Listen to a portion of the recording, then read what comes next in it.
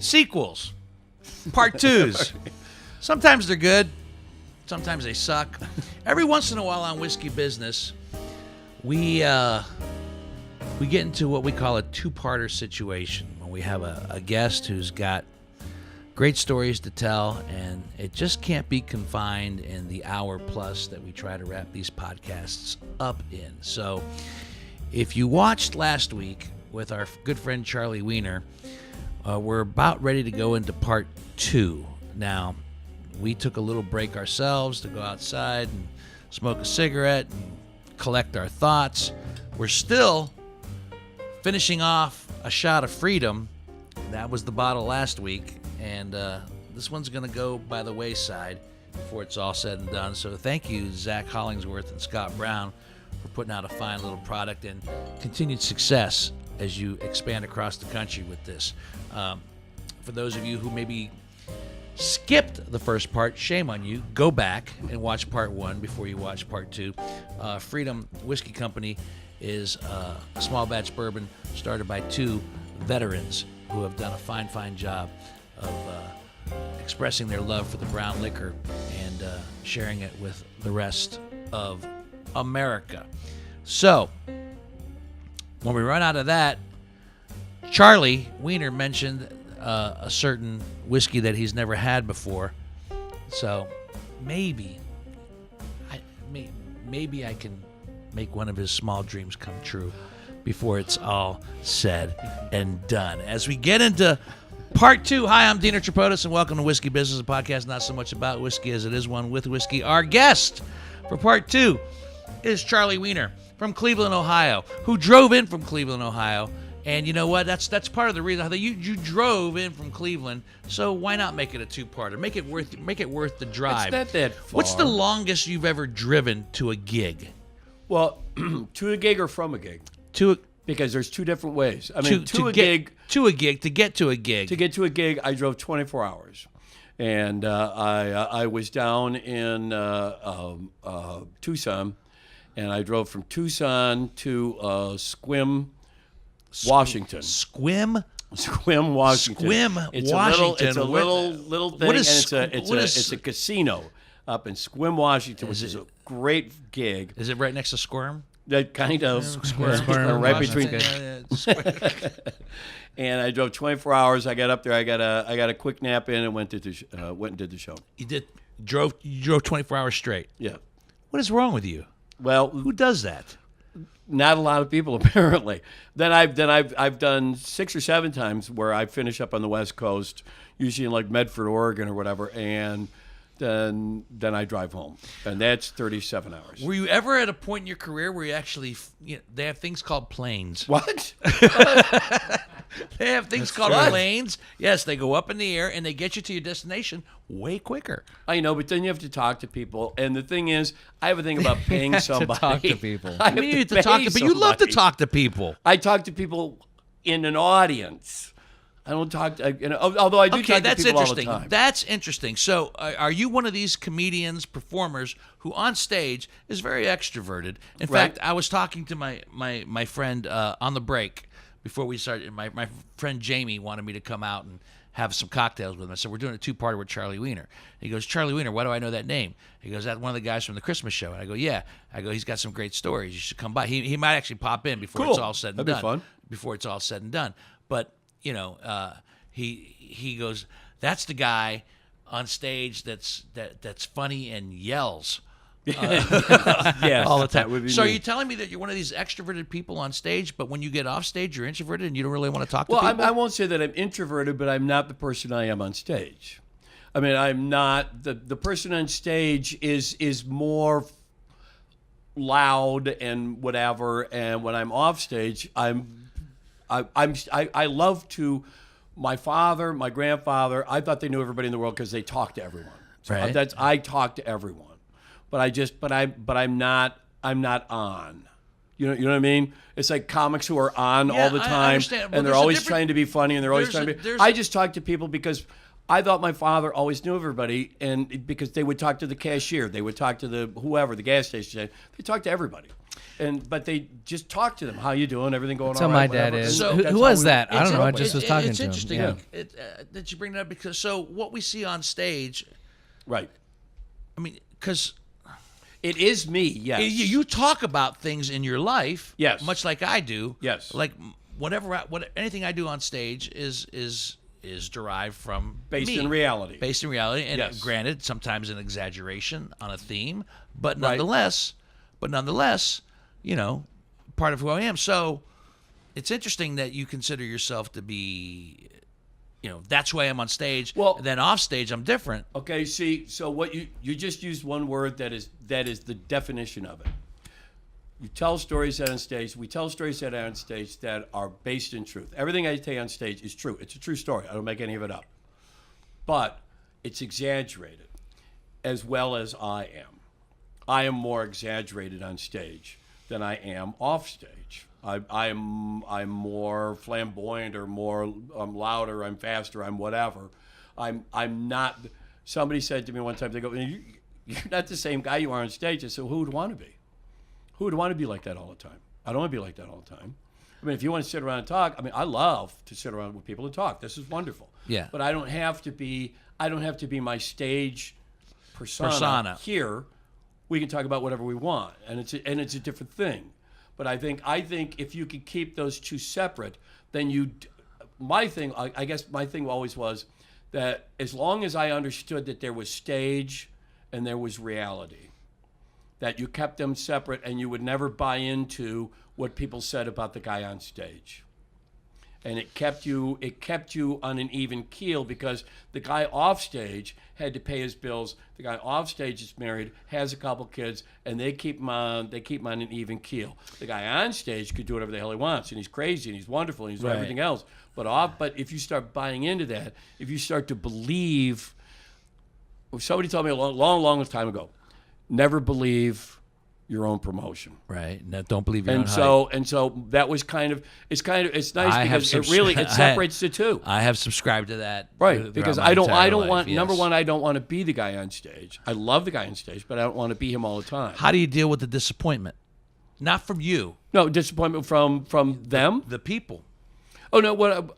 Just because Charlie Wiener gets off stage, he just killed, and Right. now Charlie Wiener is more subdued and like. Well, I'm still. Why aren't you that guy anymore? I'm not like sitting there like. No, I'm still lively, but I'm just not that. Because I'm still talking. Because still, if So I'm you're still working a little bit right, when if you're I'm off still stage. in the room, like when I'm still talking, You're still working it a little bit. Old school, we were brought up that when you finished the show, you didn't run in the dressing room. You ran out the front door. Right. You ran out to the front door where everybody was leaving, and you stood there and you shook their hands and you thanked them for coming. How you were brought up. Still do And it. If you notice at the Still do it. Christmas show, I'm still the guy standing do out it. there shaking hands, thanking still people do it. I because still do it. it's ingrained in me. Yeah. So I mean, I'm not like sitting there going, "Oh, thanks for coming." No, did you enjoy the show? You have a good time, whatever. But it's just it's half the level or a quarter of the level that was on stage. How much of you is dying to get out of there? Oh, I'm never in a hurry because where are you going to go to your hotel room by I don't yourself? know. I'm saying, not- you know, how soon do you need to decompress? I have so much time to decompress. I'm in no hurry to leave. If somebody, it's like, I used to love it when I come into a room, a full-time room, and they go, okay, we do open mic on Tuesday, and we want you to come in and close the show. You're just going to do like a 20-minute set to close the show. Fantastic. You come in and they have like 10 comics that go out, young people. Some have never been on stage, some have been out of, whatever. They're open micers. They're just learning. And then you'd finish your show, and they would come up to you and say, would you mind talking to us?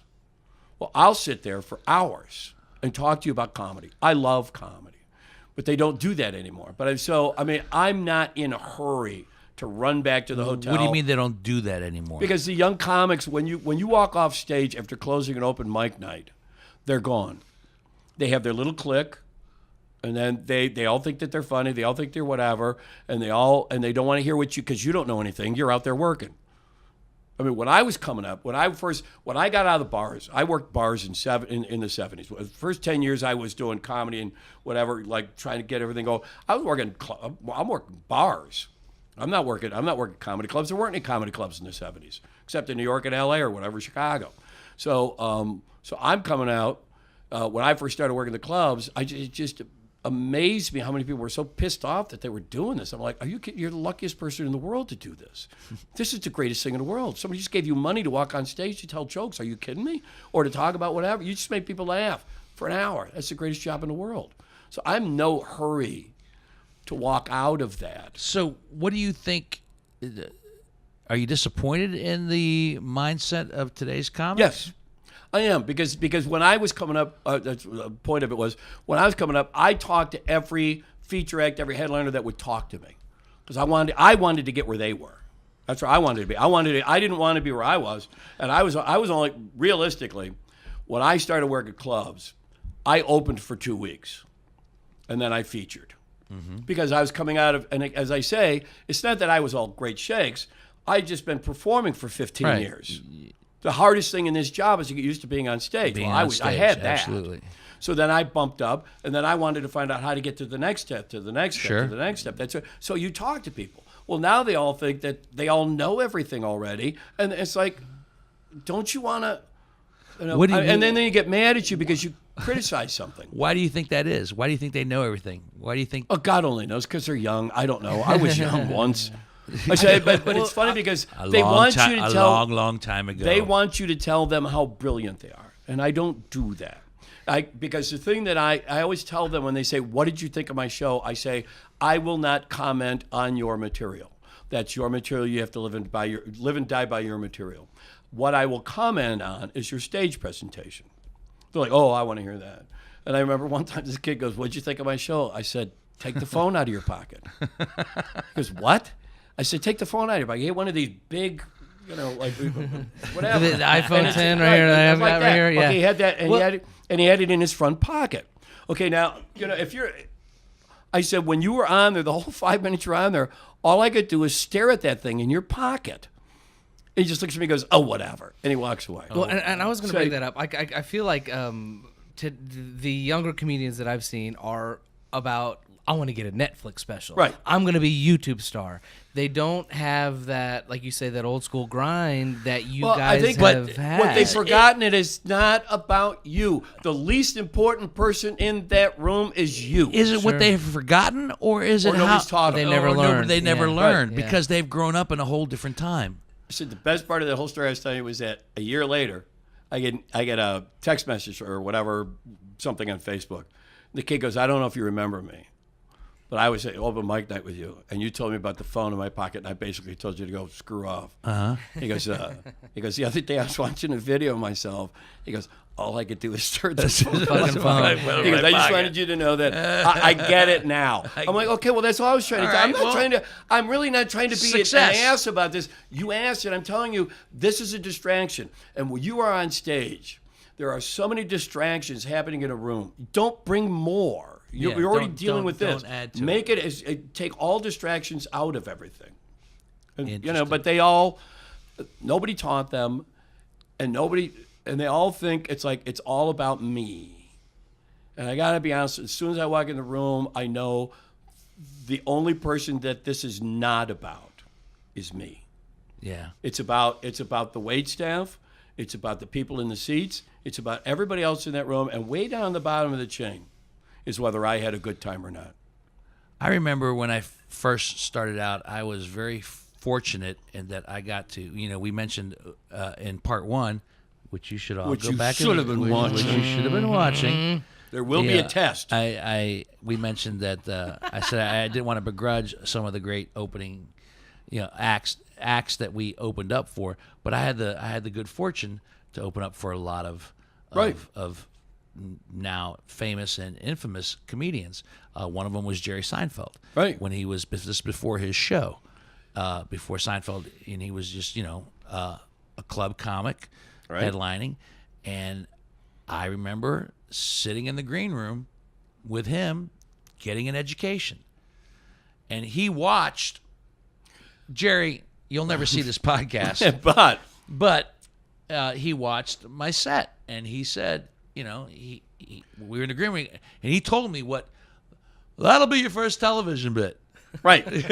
Right. That's my bad Jerry Seinfeld impression. Well done. That'll Thank be you. your first TV bit. The thing with the motorcycle, that'll be your first TV bit. That was very, very, very funny. And but I listened. I listened to him. And I'm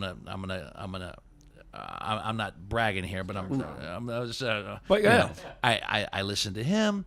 I listened to Paul Reiser, one of my dearest friends who passed away that I learned so much from, was Robert Schimmel. Oh, Schimmel Yeah. was yeah.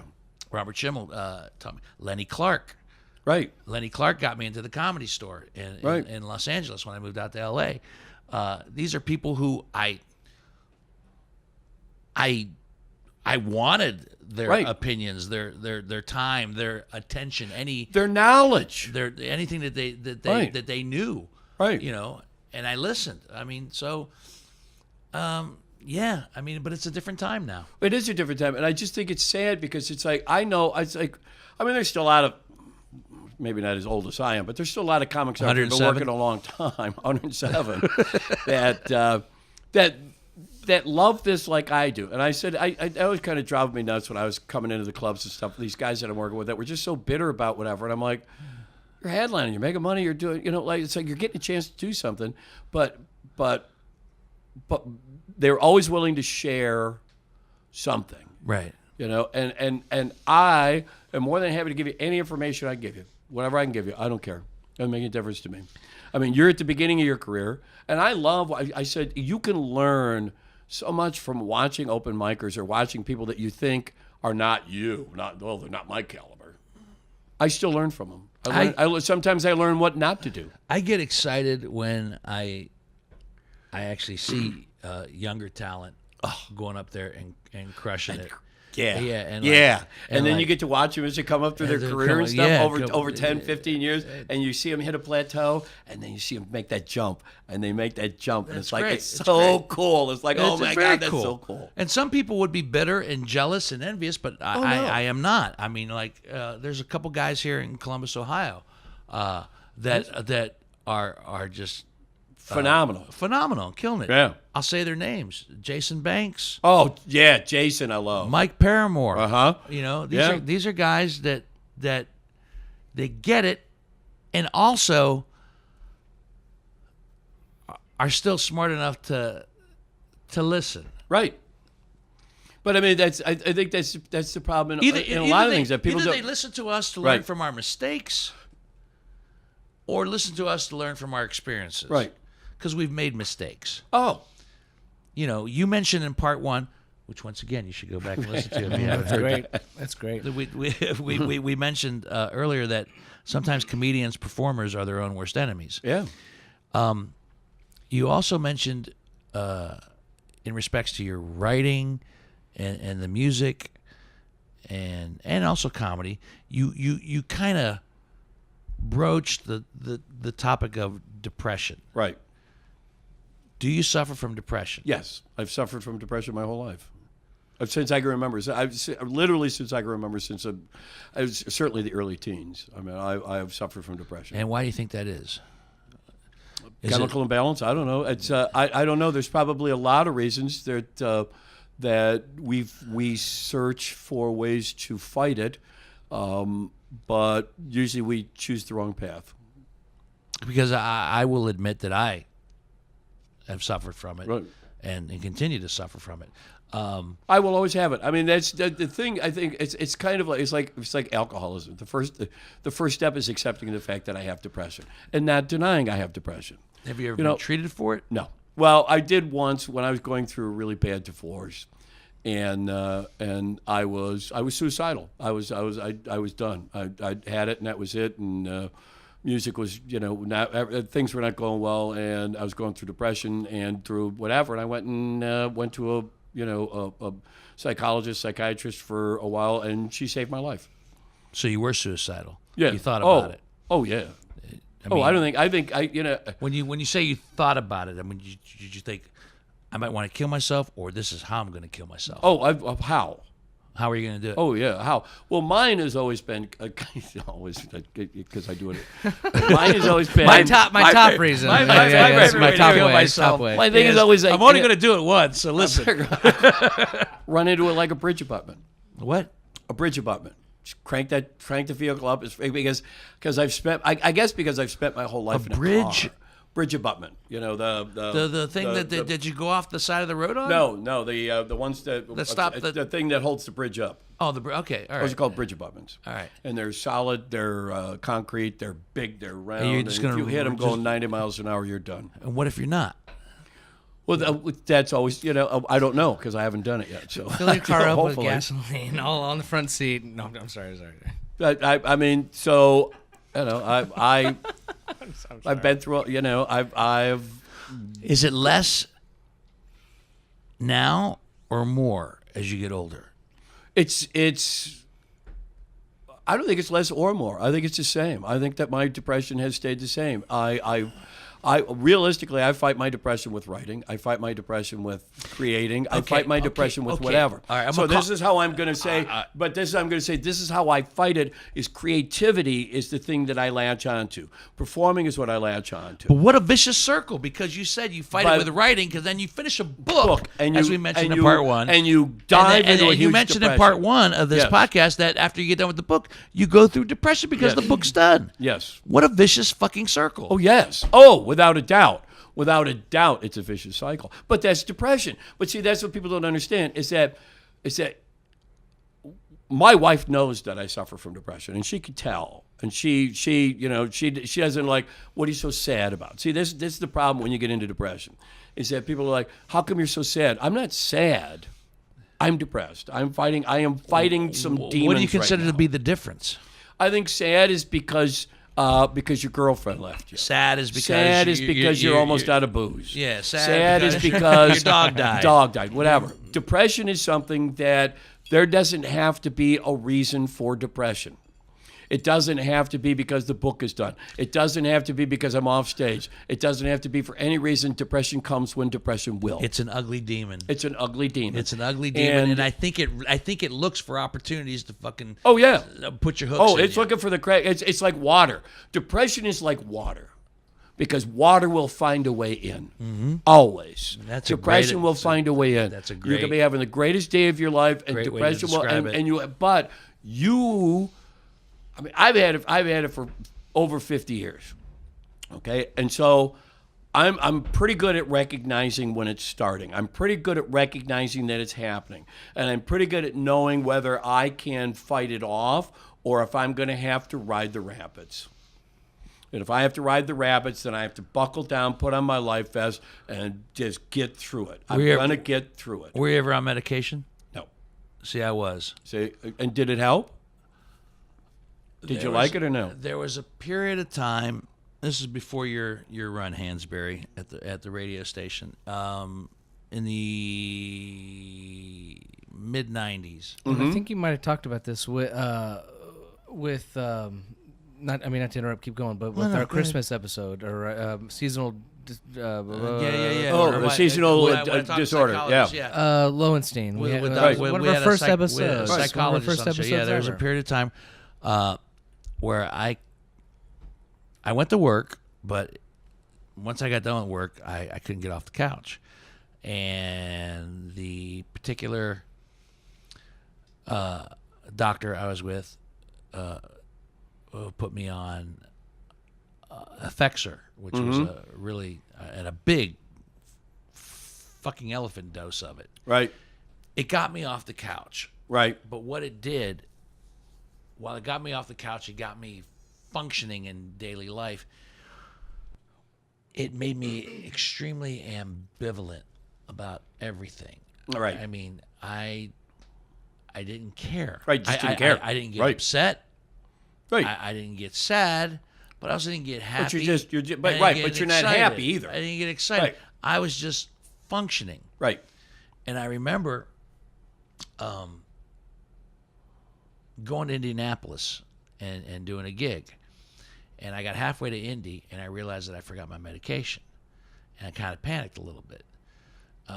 And I did it was a Thursday through Sunday gig. Took a Friday off from the radio station because at that point I was just a co-host, so nobody was missing me. Sorry. Yeah, nobody knows. And I remember Thursday was okay. Friday I was getting a little shaky, and then because I didn't go back and get the medication, I would have been late for the gig. And then after I got through Saturday, I was. I don't know how I got through it, but I got through it.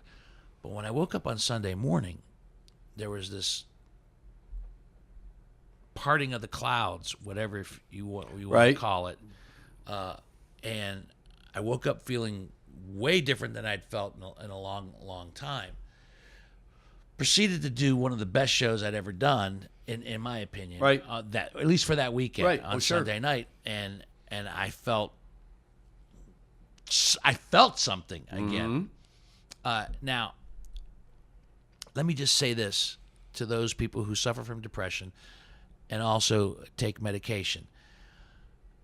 Don't do what I did, because what I did was stupid, because it was extremely stupid and dangerous. So this is if there's such a thing as a PSA in a podcast. If you can wean yourself off of your medication and get to a better place, that's great. But don't stop cold turkey, because that's what I did. I once I felt that way, I stopped taking the Effexor, and like I said, it was an elephant dose of Effexor, and I stopped taking it, and I was just lucky. That's all. That I didn't crash and burn harder than I'd ever been. I was very fortunate, because when I went to my doctor and he was looking at my charts, and he goes, did you not pick up your medication? And I went, no, I stopped taking it. He goes, what do you mean you stopped taking it? He goes, what do you mean you stopped taking it? And I told him the story I just told you. And he was a friend of mine, and we went to college together. We grew up in Steubenville together, and he was shaking his head. He goes, you were on 350 milligrams of Effexor. Right. I said, yeah. He goes, I have patients who are on 15 milligrams of Effexor, and if they don't take it, they want to put a gun in their mouth. Right. Do you realize the danger you put yourself in? And I did not. No. But I think about it now. I've not been on medication since. I still suffer and fight the demons as we speak. And I like much like you, I realize how am I going to ride out the rapids this time? Because because I don't want to go back to ambivalent. No. I don't want to go back to not feeling. So you have to find other ways to deal with it. When you ask me why, like if I've ever been on medication, no, because that's everyone that I know that has had depression or whatever else and takes medication. I hear it basically it just keeps you like I don't want that. So I have found what works for me. I do not tell other people to do this. Whatever else. There are some people that need the medication. For me is I go for a walk. I do something physical. I force myself to really get off the couch. you do something. Force myself to do whatever, and I swear to God, the physical activity, because the physical activity gets everything flowing, and then all of a sudden, while I'm out there walking the dog for a couple miles, or I'm out doing whatever, then all of a sudden, a song idea will come. The book idea will come. Something will come. Now everything's moving. Now everything's clicking again, and now all of a sudden, that misfire I had going here, all of a sudden somebody put a new plug in there, and I'm okay again for a while. Sometimes my misfires though prevent me from wanting to even do that stuff. Let me ask a question. They stop you from wanting to. What you have to do is recognize after so many years of saying, I have to do this now. All right. Let me just before we move on, let me just be very, very clear about anybody who is suffering from depression or is on medication. We are not encouraging you to stop your medication. No. There are some people that need their medication. Do not take this as a tutorial on how to conquer your depression. It is not. Everybody is different. So we're not saying... We're talking about what worked for us. What would work for us individually. So just let me be explicitly clear in that, because I know people who suffer from they're depression like, "Oh, we who are can on do this too." medication, No, you and can't. when they have stopped taking I'm gonna their get a dog. medication, Well, real quick, and not to dwell on this too long. I mean, because I know people of all walks of life suffer from depression. But what is it with the creatives?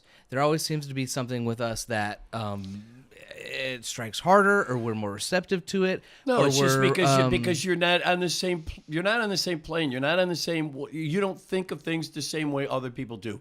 Your brain is wired differently, or you wouldn't do this. If your brain wasn't completely screwed up, if your brain wasn't completely wired backwards, you would get up every morning and you would go to a job that somebody gave you a paycheck, a decent paycheck at the end of the week, with benefits and retirement and insurance and all the things that you want. Instead, you're like, you know something? If I drive 500 miles, then I can walk on a stage and do a show for an hour, pick up $200 and drive back because there's no hotel. That's a good idea. Okay, because it's just stupid. You're already wired wrong It's anyway. stupid. You're wired wrong. We are wired wrong. Every Fair enough. I love to hear people, artists or musicians or comedians, and I'm surrounded by all these people because I do everything, and they go, well, I just don't. Of course, you don't understand it. Of course, you don't understand because you can't think like they do. See, because a lot of people I know. And I think here's another problem with some of the young comics. It's like they're just doing it, and they don't really they've never really had to get up and really go to work.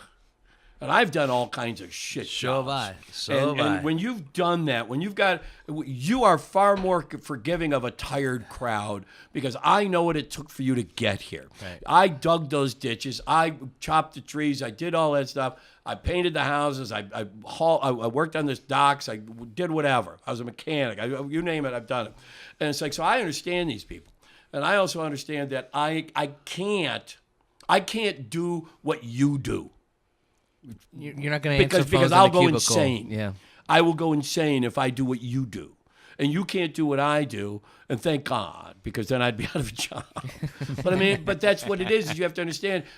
None of us are the same. We don't want all to be the same. And I don't want to be wired like they are. I will take my depression.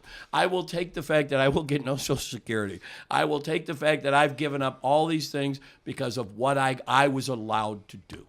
I will give it all up because I was allowed to walk on a stage.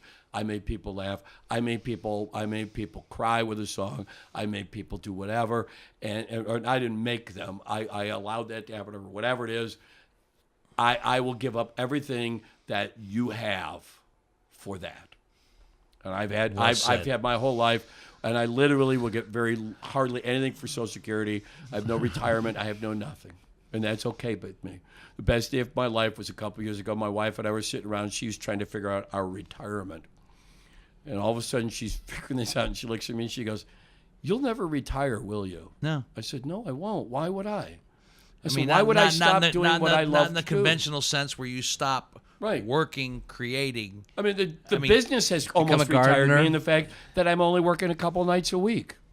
Well, you know what? That's what I work. I work a couple nights a week, and I do whatever I can, and I build it up, But no, why would you stop doing what you love? Would you consider me? Because even I left the radio station almost a year ago. Right. Would you? And the term that's thrown out there is, I retired. You're not retired. You consider me retired? No. No. You're doing this, Doing and you guys got a hold of me about doing a show with you and Swarty, and it was like I couldn't do it. I was so disappointed I could not be on that show. Yeah. But I mean, so you're No, just not doing retired. something else. And that's all it is. It's like you don't have to. You can stop doing what you're doing. I said there was an article in the paper about how sad it was that all these baby boomers retire and then they have to work. No, they're not. They don't have. They're doing things they want to now because they can. Yeah. They put in their 40 years, and now they get to do whatever they want to do. And that's the wonder. That is the freedom I have had since 1978. That's a beautiful thing. And it is a beautiful thing. It's fantastic. Despite the depression, despite all the you know what? all the trappings that come along I'm with it. guessing without the depression, I wouldn't be what I am. I don't know. I assume is it- it's all part of the thing. That's an interesting. And so without that, maybe that's where the creativity comes from. Maybe that's there's one of the guys in the American Stories who goes on about depression and stuff like that. And somebody goes, "How'd you write that?" I go, "Well, I know a guy." And for those of I you know a guy that's who kind of did skip part one, we talked about this in part But one. I'm just saying, American it's like Stories. I didn't Listen. want to.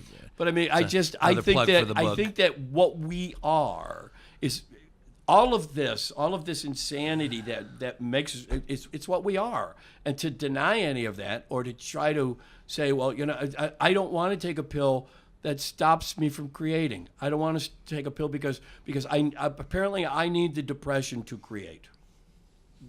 That's the only thing I can figure. It's a nasty little formula, isn't it? It's a horrible thing. It's a nasty little formula. But once you understand that, once you know what it is, and if everyone would have left Robin Williams alone to deal with his depression and not force him to try to be Robin Williams all the time. Okay, here, let me tell you. They wanted Robin Williams to be Robin Williams on stage all the time. And they were upset when he wasn't Robin Williams on the stage. So Robin Williams tried to be Robin Williams all the time. And you know what? Nobody's that all the time. No. So what you did is you kept pushing him and pushing him and pushing him and pushing him and saying, that's why I love to have this separation of this is me on stage, this is me off stage, this is me at home. I mean, these are all different levels. And I love to have all those levels, because if I have to try to push myself to be Charlie Wiener on stage all the time, I will go insane. It's maddening. And I don't want that. You got that for an hour or an hour and a half or however the hell long I was on there. That was yours. Okay, now we're going to bring this down a little bit, and then we're going to bring it down some more. And that is where I find, I don't have to try to be something I'm not. My wife got a job at this new place she's working at. She's been there 10 years. They had a Christmas party or something, and we had to go. we had to. And I hate going to these things, because the same thing happens. I sit over in a corner with a drink, just like I talk to people or whatever, but it's like, so one of these people comes up to my wife and they goes, "Oh, it's your husband over in the corner?" And they're like, "Yeah." And they go, John's "What is laughing. it?" Dude, I know we've all been in the right, corner. right? We've all been in the corner. And they're like, "What is all it been that in he the does?" corner. She goes, "He's a professional comedian." Oh. And the guy goes, "Well, I was talking to him. He doesn't seem that funny." No, right. Oh, my God. Yes. Okay, so Oh, wait, how let me many- finish. yes. Because my wife looks at me and she goes, "He's not working." He's not He's not working. on He's not stage right you know, now. because she knows that I get that she all the doesn't time. want me to be that guy either. Say something funny. Say Yeah. something funny. Yeah. So, oh, yeah, God. I said my always favorite thing when somebody goes, "Say something funny," I go, "Nice to meet you." And they just stare at you and go, "That's not all gold." It's not all gold, Jerry. But I mean, All right. But that's what you have to understand, is that if everyone allows those of us that suffer, or those of us that are artists or creative or whatever else, our time, and not try to force us to be what you want us to be, Right. we're okay. We're okay. We're okay. We understand. I know when I'm on stage, I'm all yours. I'll give you every ounce that I got. No, It's like the Bob Seger song, "Turn the Page." Dude, I've watched you do that for years. And Yeah. but when I'm done, I'm done. That's okay. I want to go have a drink now, just like you do. It's just like I do. Or just like all of us. I think you're lucky, and I am lucky as well. You have no idea that I've written music. No, No clue. You didn't know that about me. no, it did not. Yeah. Dino's prolific. Yeah. He was in at least 3 bands. No, well, I was in a band in In high your school and youth? college, and then Cool. I wrote a lot of music, and He I had played a couple comedy songs. I played on campus, and I've probably written 40, 50 songs. What was the name over of the years. band? Well, The very Greek cool. Well, band. what are you doing with those then? Nothing. And He's got some a of 45 and press. honestly, with all due humility, some of the songs are Pretty good, aren't they? pretty goddamn good. Yes, aren't they? Yeah. But once again, that self-esteem factor, that not good enough factor, like,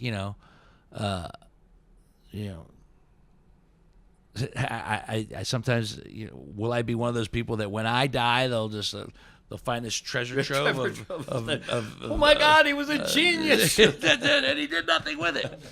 Which, but I think it's good that, you have the comedy, but you also have these other outlets. You have the writing and you have the music. And I want to get into the music because we said this at the end of part 1, that Charlie would break out his guitar and play us something a little whiskey related. Okay. So get Get it up there.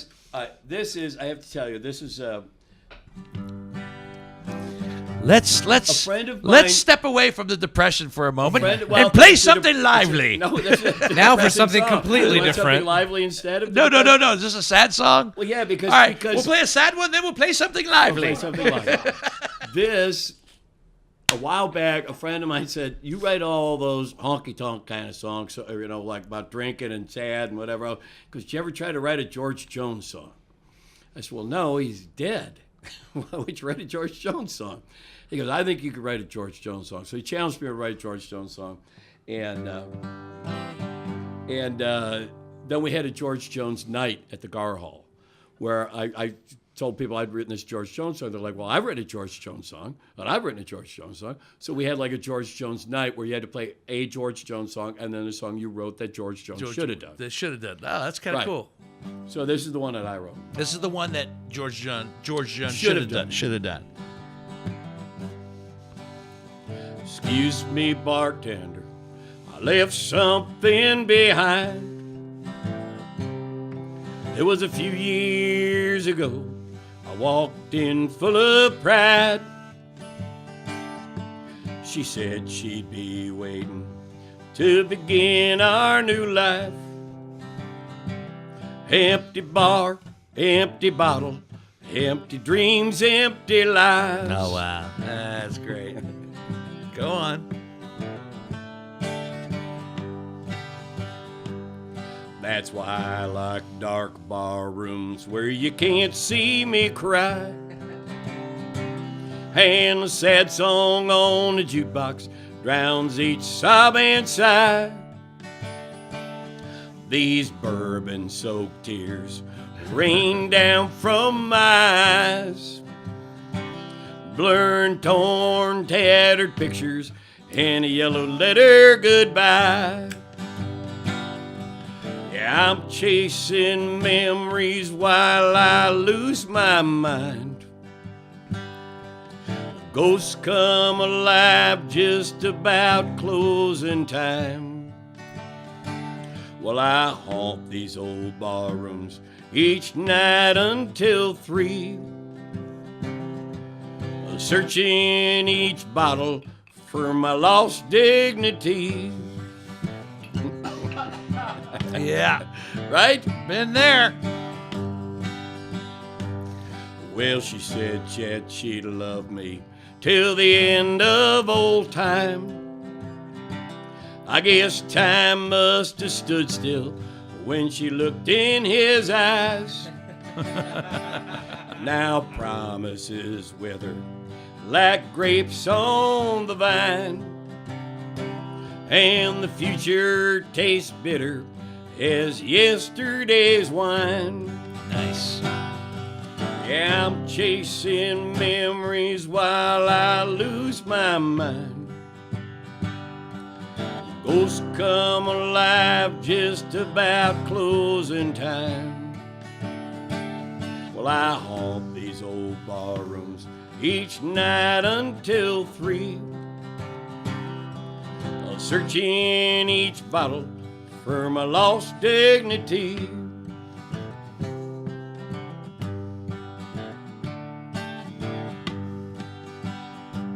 It was a vow witnessed by friends, family, and God,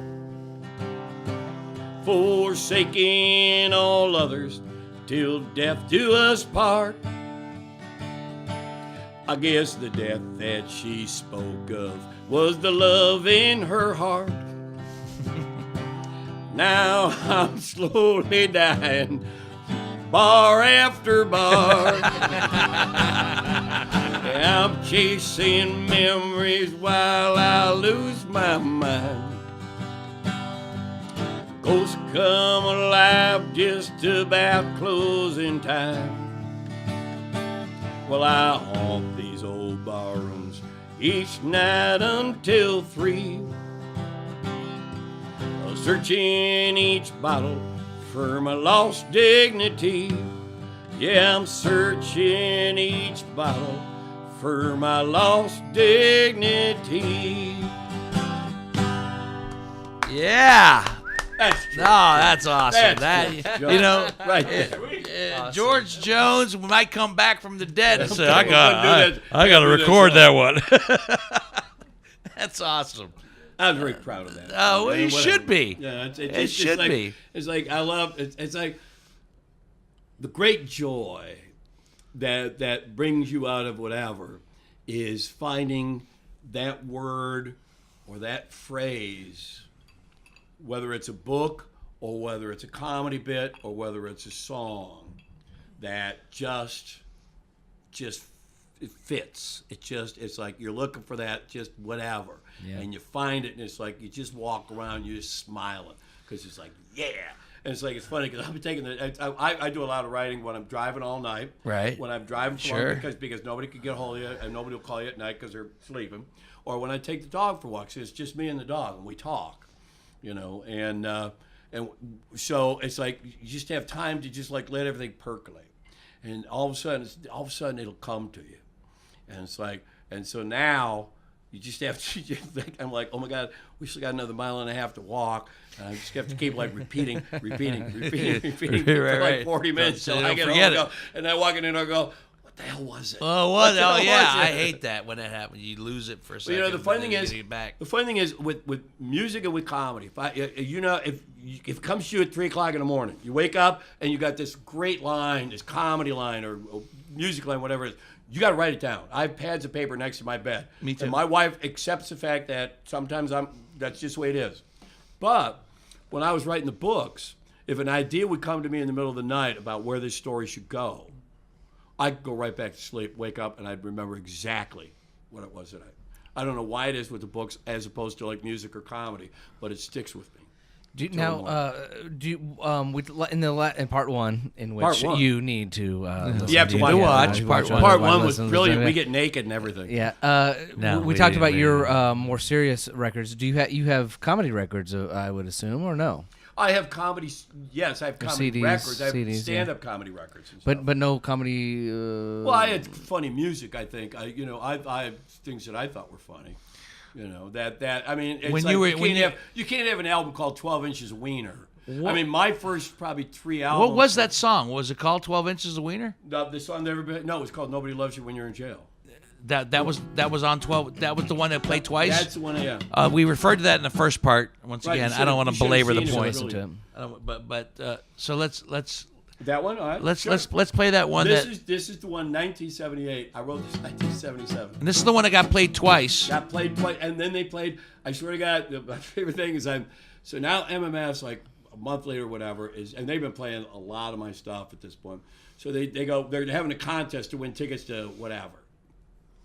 They go, you have to identify the artist. Right? So I'm driving along, and all of a sudden they start playing one of my songs. I swear to God, I pulled over to the first phone booth I found, and I started dialing the number because somebody was going to win it. I would fake being somebody else because I was afraid nobody would get that it was me.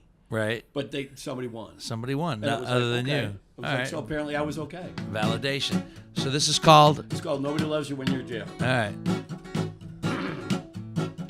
Well, nobody loves you when you're in jail. Nobody loves you when you need bail. I just try to find a friend on whom you thought you could depend. Nobody loves you when you're in jail.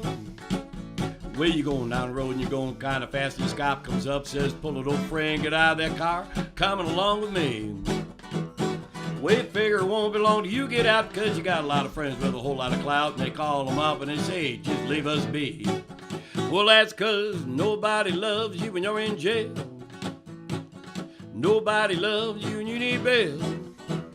I just try to find a friend on whom you thought you could depend. Nobody loves you when you're in jail.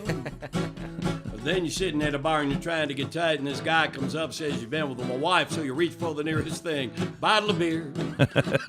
Well, swing it round and you hit him in the head, and the doc says, oh, this man is dead, and all your friends say, why don't you stay clear? Well, that's 'cause nobody loves you when you're in jail. Nobody loves you when you need bail. I just try to find a friend on whom you thought you could depend. Nobody loves you when you're in jail. Then there's a fella came home one night and found his woman with another guy, blew them both away with a 44. When the judge asked him why he killed his wife when he could have walked right out of her life, said he didn't want to get in them headaches anymore. And nobody loves you when you're in jail. Nobody loves you when you need bail. Just try to find a friend on whom you thought you could depend. Nobody loves you when you're in jail. So just think of this here little piece of advice so you drive too fast or start a fight. Sometimes it is better to forgive and forget. So if your woman's been treating you unkind, hell, there's lots more who wouldn't mind. Just remember, in jail there's only men. Nobody loves you when you're in jail, at least not the right kind. Nobody loves you when you need bail.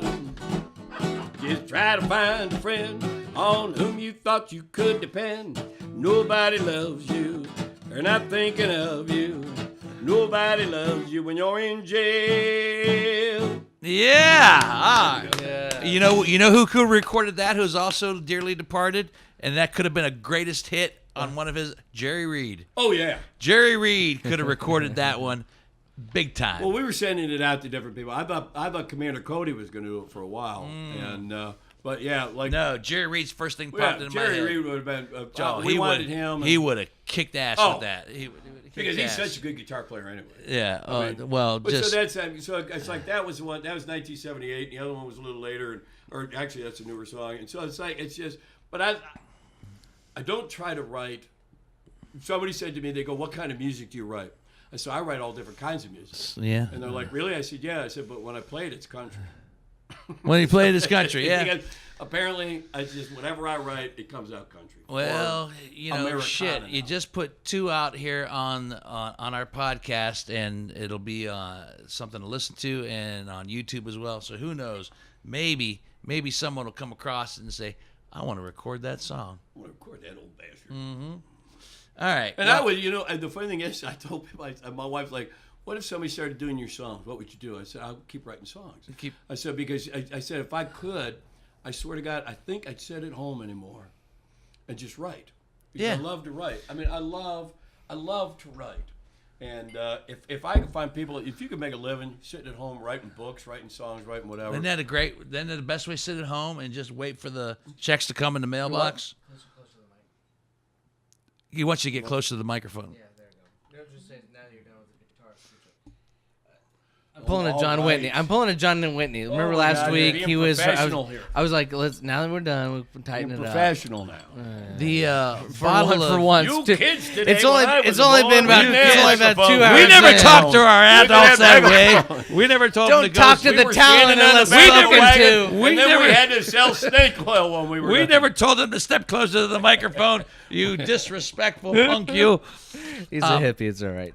The Freedom Whiskey is gone, but What? It's gone. Can I make a comment about the hippie? There is no freedom. I like the Freedom Whiskey. The dog tag on the Freedom Whiskey is kind of. I mean, these are guys. These Zach Hollingsworth and Scott Brown are. And what does it say? I didn't read it. Bottle for Ohio, the Buckeye State. Cool. It just tells you the batch number and the bottling date, which was January 23rd of this That's cool. year. You can put that on the keychain or do whatever you want. with it. No, it's It's a bonus when you It's find been a very whiskey. good. We've talked about a lot of interesting things over these 2 parts of this podcast. Part 1, Part 1 was brilliant. Part 1 was unbelievable. and part 2 was Part 2 is Part pretty 3 is pretty going to be Part good. 3 is going to be. Oh my God! That's the one that takes us to the big time. I mean, there'll be no part 3.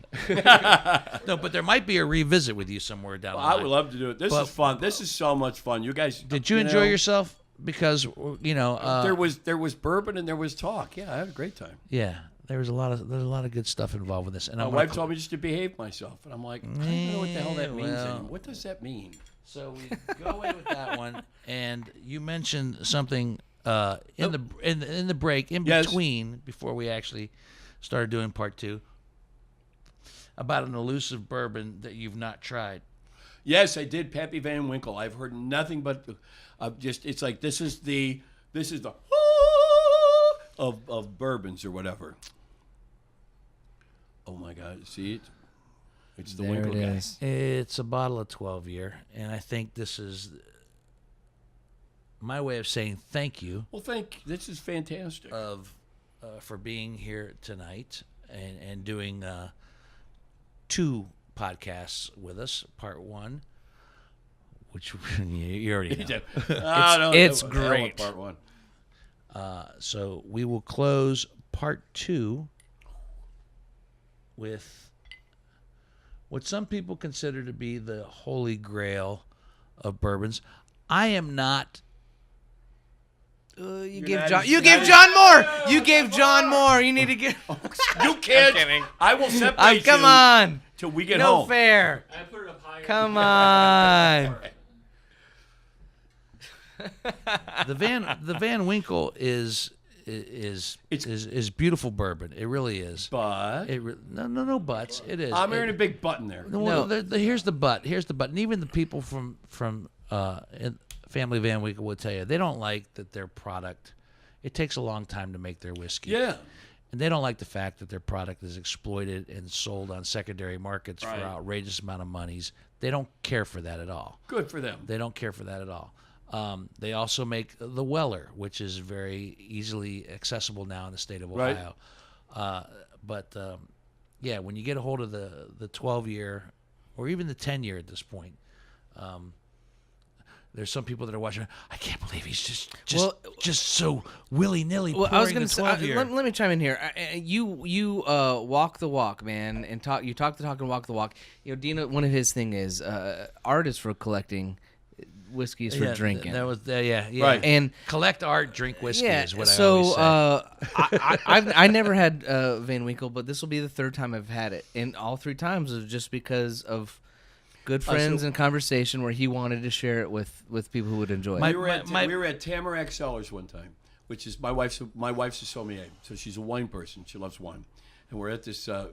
It's funny because we've heard so much about Tamarack, and so we're out in Walla Walla, and I saw it's in Walla Walla. Let's go find the Tamarack, and so we're driving around, and it's like all of a sudden we wind up we're like by the airport, little airport they have there, and there's just all these buildings and stuff. And I go, this is the place. I go, this is the right number or whatever. Well, she goes, all right. Well, she goes, I go look and see if it's. She goes walking in. She goes, it's somebody's garage. And I'm sitting here, somebody going, no, you're in the right place. Come on in. Come on in. And so we go in, and we're sitting there, we're talking, and you walk in. There's the tasting. The guy's cars, like a Jeep or old beat up Jeep. There's all these huge placards of the ratings of their wines. Now everybody has those hanging on. They're just thrown off to the side, and you just got whatever. And so we just had a great time with the guy, and it was wonderful. And so I gave him a few CDs, like you play music here, you go play some music, and so he signed a bottle for us of whatever. He goes, I want you guys to have this, and he signed it because he's the winemaker. He's we're talking now the winemaker. He goes, well, take that, and I go, well, there's one we can't open. He goes, give it back. Give it back. He goes, I didn't give it to you to look at. We don't make wine for you to look at. I'm like, well, give it back because we will drink it. We will drink it. Because that's not what you make this and for. we will drink the 12-year Van Winkle. My only point being is that in the whiskey world right now, there are so many people doing so many wonderful things with the brown liquor that while this is an exceptional bourbon, without a doubt, there are so many other good ones as well. There's fantastic bourbons out there. There's so many great bourbons. But the fact that you've never had this...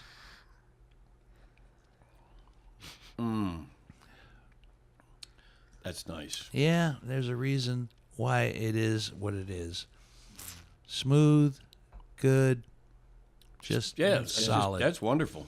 Solid. And I'm glad you didn't shoot it. You did put it in a shot glass.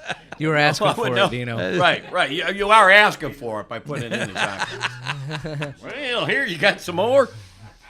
It's like when you pour somebody a really nice wine that you like, and they just go, well, that's pretty good. Yeah.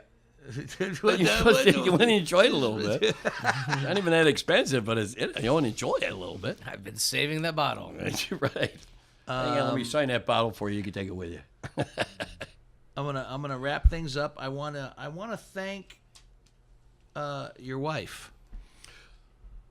I want to thank my wife. I want to thank your wife. No, seriously. I mean, you mentioned a divorce earlier in your life. Yeah, I've been married a couple times. A couple times, but this one's 35 years. 35 years. 35 years and counting. Yeah. And I think a little shout out to her as well. She is the finest person I've ever met in my life. Wow. You know, Cheers. who you know, congratulations to you for getting it right. And and so what's her name? Nancy. Nancy. Well, it's Mumford. Everybody just calls her. She was Mumford when I met her. Because that's her family name is Mumford. Like Mumford. It's not her first name. No, but everybody calls her great Mumford. first name, though. Everybody has called her Mumford since I've known her. So when we got married, she goes, "I'll marry you." It took her forever because she's like, "I'll never marry you. You are such an ass." And then she said, "Well, all right, I'll marry you, but I keep Mumford." I go, That's fine. "That's who you are.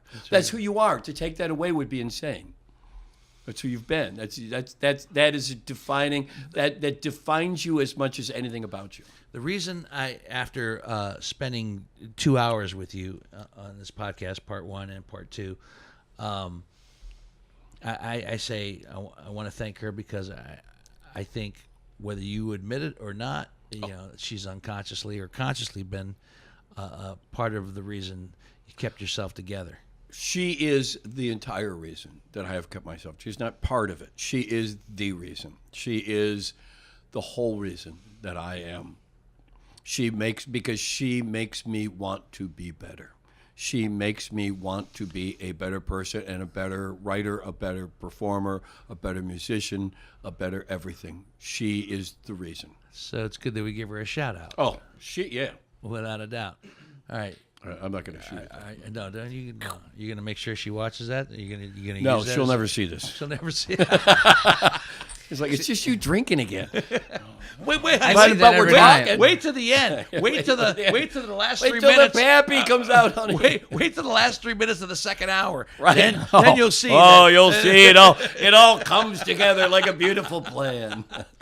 Have you ever heard the song? All right, we're gonna wrap things up. Charlie Wiener. Thank you. Or should I say Kim Zonneville? That's fine too. I am him too. Whichever, because Kim Zonneville is the writer of these books. Charlie Wiener is the man that goes on stage and makes you laugh and also makes you think with his music. I mean, you got a lot going on. And I just want to say, I personally want to say thank you for having been friends with you over all the years. Oh, yeah. And I got to tell you, despite the fact that we've known each other for 30 plus years, Right. tonight is when I feel we've crossed a threshold where I really got to know you. Well, we never had. It's like you know you see each other and you're like, hey, how you doing? Yeah. Hey, the show. All right, see you later. Once a year. Right. You know, the Christmas Anymore? show. Yeah, it's like once a year. And So we're both doing the this is Christmas nice. show. We're Right. both going to do the Christmas show. We're going to do it. We're both hinting at the fact that it might be, Might our, be our last last one. Yeah. Christmas show as we We'll pass see. as we pass. Well, the young baton. guys are coming along, Yeah. and I feel like at this point, I'm taking up somebody's space. No. I don't know, whatever. No. I don't think that's Well. that's the case at all. But there's some beautiful knowledge in the fact when knowing it when it's time to step down. Yeah. You know, whatever. And- It's and- time. and- It's time to move on. Whatever. And let somebody else. I mean, I Right. think that's not a sad thing. That's a smart thing no. and a beautiful thing. So, but I personally want to thank you for being here, for driving down from Cleveland, for spending time with us, for making this just a kick-ass podcast. We got it all, man. I think at least we got most of it for now. you know. Now I got to go out and live more. Part so we can do 3 it is again. gonna be just man. I really don't know what part 3 would. You know, well, we'll talk about your hobbies. I don't have any. Shit in bottle. Right. All right, I need to give a shout out to Scott Kegg. He gave us a 5-star review, and he did this is very, very simple. He says, "Wit, period. I love wit, period. Intelligent and funny with the sleeper deep subject." And I thought that was very apropos Very for, nice. for these part 1 and 2. We got deep, but it was fun. It was intelligent. Yep. So thank you, there, We Scott. tend to go down some rabbit holes. I don't know if you were expecting some of that, but I don't expect anything. Yeah. I mean, realistically, I swear to God, I love not having expectations, because it just opens up all possibilities. Right. When you have expectations, you corral yourself into this. If you have no expectations, it's just nothing but It's fun. possibilities. All right. Well, you got a little bit left. Hansberry, you got a lot Well, left. I'm trying to nurse it before I got to finish my finish let me yours my already? gig because You don't have a big mouth. while they're drinking, You don't have a big mouth. You hardly ever speak. the Van Winkle. Remind Because he's you. drinking.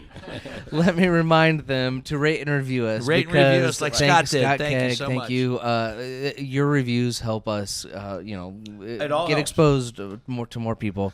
We're on Facebook, we're on Instagram, we're on Twitter, YouTube. Subscribe to us, and this is a two-parter, and this is fun because this might be the first time we've ever had a live musician on. I know we had. Well, give me that. We had Schwabi on earlier, but we played his record. We played John But we Schwab's- played his record. He wasn't love live. Schwab. We played John Schwab's. I wish we had time. I would tell you a Schwab story. I'll tell you a Schwab next- story when in we're done. Well, part Schwab is three. coming In back. part three. Schwabi's been on the podcast and he's coming back. I will tell you. for- I will tell you a very fun Schwab story when we're done. Okay, fair It's, enough. it's very fun. that's It's a just tease. Save a it for cool part thing. 3. Rate and review and share the love. Share the and love. thank everybody. Yes. I also want to, thank you, John Whitney. I want to thank everybody who voted for us in the Columbus Podcast Awards. The results we won't know until August, but we feel pretty good about the movement, if you will. We were in the comedy movement. section of the podcast. I've got a movement. A brewing. We've been sitting here for And fucking also forever. I got a podcast movement. of the year. The Columbus Podcast Festival. Yeah, I the was Columbus gonna say that, Podcast thanks. Festival will be in August, and it will culminate with the Columbus Podcast Awards. So we'll see. And when is that? August? I I think have it's it- late August. I have it written but down yeah, in my book somewhere, but I couldn't keep tell on you the right lookout because we're going to be performing a live We're gonna- podcast we're at the Columbus Podcast Oh, I should get a Festival. guest. Yeah, maybe. now. Maybe part 3. Part Before I go to Europe. Before you go to Europe. And then I'm touring. brushing away locks of hair that aren't there. I like that. All right, let me wrap it up and say that Whiskey Business is a Never the Luck production. Recorded on the audio side by this lovely young gentleman, Greg you. Hansberry, and on the video side by the big mouth. There we go. There he That is. lovely There. young gentleman. I got a big mouth. John Whitney on the YouTube side, who does an excellent job. And, of course, our exceptional guest for these 2 weeks of podcasting. It's been a joy. Charlie, An absolute joy. thank you, man. Thank you. Thank you so much. God bless you. May you live to be 110. Well, we got a couple years. I know then. you're Two. you're 107, so 3 more. 107, What's 23 years. and my friends, until the next bottle, whatever that might be, see you.